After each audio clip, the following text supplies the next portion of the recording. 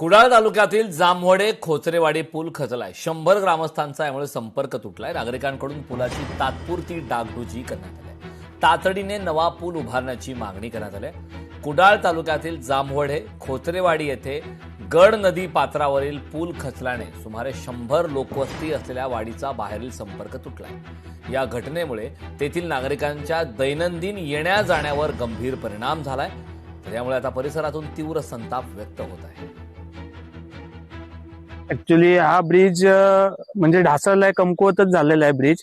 हा गडनदीचा जोडणारा ब्रिज आहे आणि रहदारी इथे आम्ही कंटिन्यू रहदारी करत असतो, पण ऑलरेडी अगोदरपासून खूप सारे प्रॉब्लेम होते। आम्ही बरेच वेळा इन्फॉर्म पण केलं या गोष्टीबद्दल, पण तेवढं सहकार्य नाही भेटले। मेन म्हणजे रस्ता पण नाही पुढपर्यंत, तर हा सोयीस्कर ब्रिज आहे। तर आमची विनंती आहे की लवकरात लवकर यावरती काहीतरी सरकारने कारवाई करावी, जेणेकरून सर्वांना सोयीस्कर होईल। जो शासन आहे, शासनाने या ठिकाणी किंवा जिल्हा परिषद, आपल्या सिंधुदुर्ग जिल्हा परिषदेने लवकरात लवकर जे काय असेल ते हे करून या ब्रिजचा जो आहे पाठपुरावा करून लवकर रिपेअरिंग करण्याचं काम करून घ्यावं।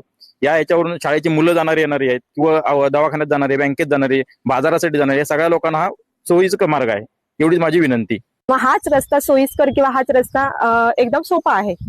त्यामुळे मग तात्पुरती या सगळ्यांनी मिळून ही जी व्यवस्था आहे जाण्याची, ती तात्पुरती व्यवस्था केलेली आहे। माझी प्रशासनाला एवढीच कळकळीची विनंती आहे की लवकरात लवकर याबाबत माहिती घेऊन किंवा याबाबत पाठपुरावा करून आम्हाला थोडं सहकार्य करावं, हीच नम्र विनंती।